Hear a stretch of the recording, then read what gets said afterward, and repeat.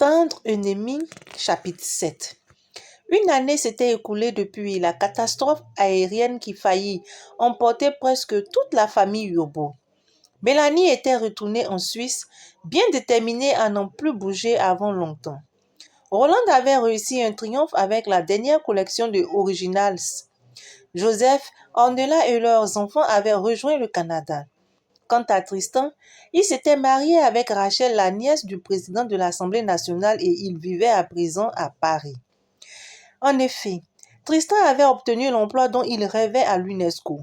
Roland avait repris Afrique Mode et Radio One. Elle avait dû trouver des associés et se délester d'une grande partie de son héritage pour pouvoir affronter les exigences financières de ses frères et conserver 2 des 3 sociétés du groupe Yobo Eco International. Roland soupira. Son existence était pleine de travail. Elle n'avait pas de vie personnelle. Où était Alban? Elle n'en savait pas grand-chose. Après ce rendez-vous manqué chez lui où Miranda s'était encore moquée d'elle, elle avait coupé les ponts. Elle avait appris par la suite que la réconciliation d'Alban avec cette dernière semblait définitive et qu'ils envisageaient toujours de se marier. Elle n'avait même pas cherché à savoir ce qu'il en était réellement, de peur de découvrir que les rumeurs étaient fondées car elle n'avait pas cessé d'aimer cet homme aux yeux verts. Katia frappa et entra. Elle venait dire au revoir à sa patronne car il était plus de 19 heures. Elle sourit lorsque Roland leva la tête. « Mademoiselle, il est 19h15. J'aimerais m'en aller. » « Quoi ?» s'écria Roland. « Bien sûr, Katia. Vous pouvez partir. Je ne savais pas qu'il était si tard. Vous ne voulez pas que je vous descende au passage? » « Non, mademoiselle, ça va aller. Mon fiancé vient me chercher. »« Ah oui, j'oubliais. Allez, bonne soirée. »« Merci. Mademoiselle, excusez-moi. »« Oui, Katia, vous avez un visiteur. Il est arrivé au moment même où je m'apprêtais à venir vous dire au revoir.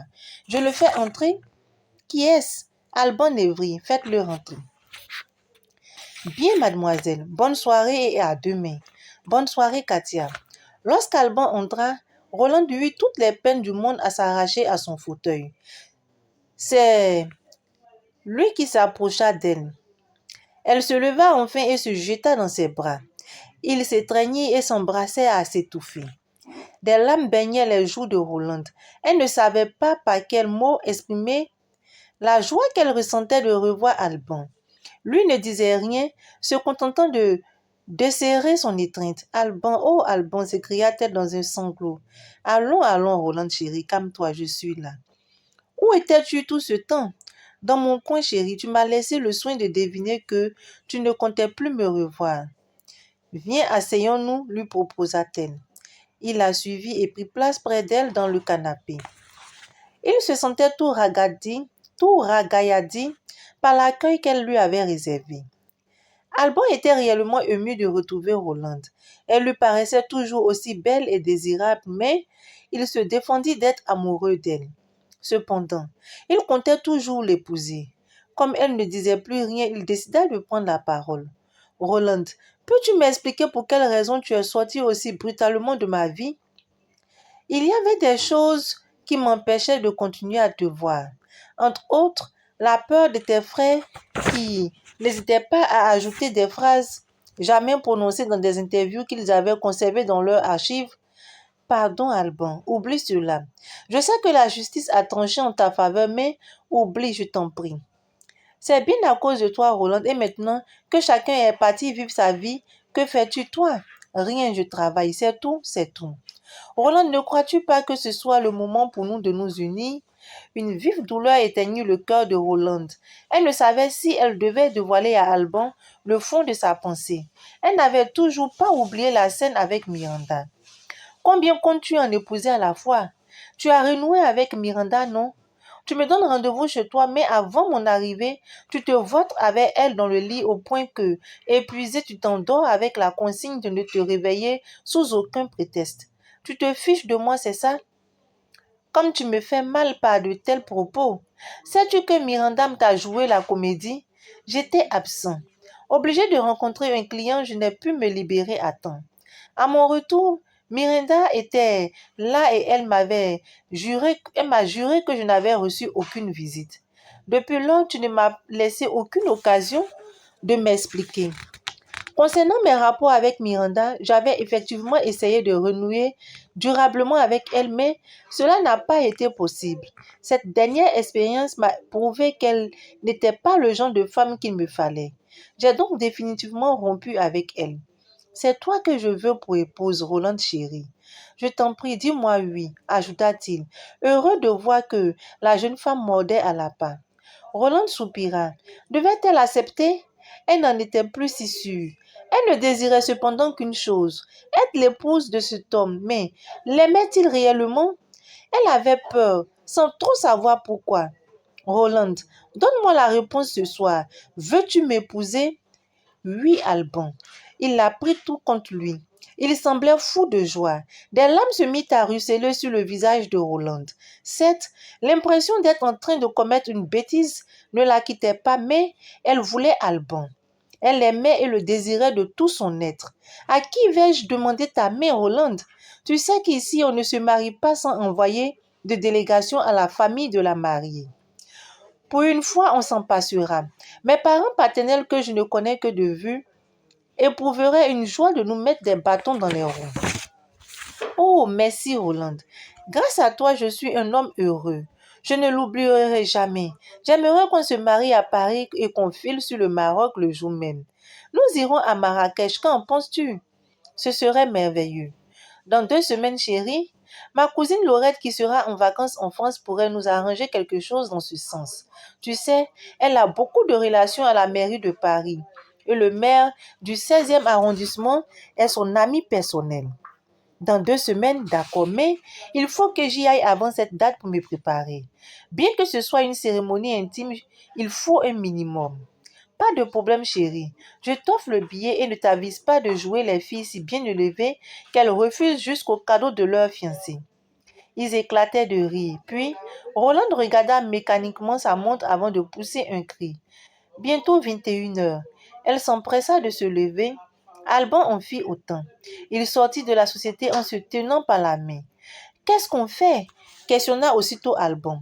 On va au restaurant tout à l'heure, le temps de se changer? Non. Je suis fatiguée et si heureuse. Laisse-moi rentrer à la maison, on se verra demain. D'accord, chérie. À demain. Fais de doux rêves et pense à moi. Sur ce, ils se séparèrent. Assise au volant de sa voiture, Roland ne cessait de penser à ce qu'elle venait de lui enclencher. Quoi qu'il puisse advenir de cette union, il fallait qu'elle eût lieu. Elle n'en pouvait plus de combattre. De son côté, Alban soupira de bonheur. C'était presque réussi. Roland avait réussi sa demande en mariage. Roland avait accepté sa demande en mariage. Il ouvrit la porte du bureau de son père et entra. Le portrait de celui-ci ornait le mur et il sourit. Papa, bientôt, très bientôt, tu seras vengé, promit-il avant de sortir.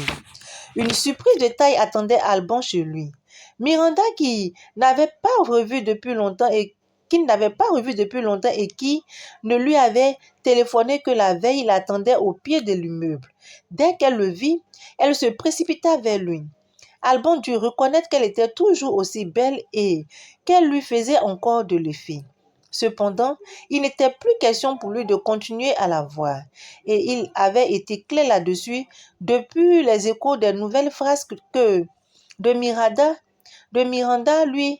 depuis que les échos des nouvelles frasques de Miranda lui étaient parvenus et qu'il s'était disputé à ce sujet. Myri, que fais-tu là? S'étonna-t-il. Quelle question! Je t'attendais. Je croyais t'avoir dit que je passerais la nuit avec toi ces jours-ci. Ces jours-ci? Non, mon ami. Miranda, nous nous sommes tout dit la dernière fois.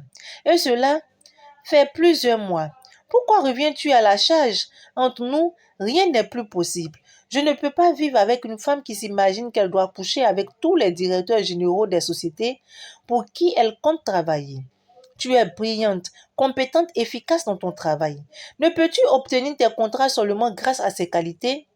Sans un mot, Miranda feignit de s'en aller, mais elle se retourna, gifla Alban et s'enfuit de toute la vitesse de ses jambes. Surpris, il se contenta de hocher la tête. L'infidélité était une maladie chronique chez Miranda. Personne n'y pouvait rien. le salaud, hurla-t-elle en sanglotant quand elle fut au volant de sa Mercedes. Il disait vouloir renouer définitivement avec moi, mais à la moindre rumeur, il me laisse tomber pour épouser cette bécasse de Rolande. Elle décida d'aller immédiatement raconter tout à sa mère. Celle-ci croyait encore en son innocence et la consola, car Miranda était une experte en mensonges. Alban se frottait les mains. Il appela d'abord sa cousine Laurette au Cap-Vert, puis sa mère au Cameroun. Ils discutaient assez longtemps. La condition que posait Geneviève pour être à ce mariage restait simple, qu'Alban reconnaisse qu'il épousait Rolande par amour, ce à quoi il se refusait. Tant pis, si elle ne voulait pas venir, lui avait-il laissé entendre, elle n'obtiendrait pas de lui un aveu mensonger pour lui donner du plaisir. Jamais. Soit. Geneviève décida de ne pas aller à Paris. D'ailleurs, elle ne se sentait pas très bien. Laurette, en revanche, était très heureuse. Elle n'avait pas eu l'occasion d'organiser un mariage depuis bien longtemps. Ses 4 enfants semblaient tout indiquer pour former le cortège.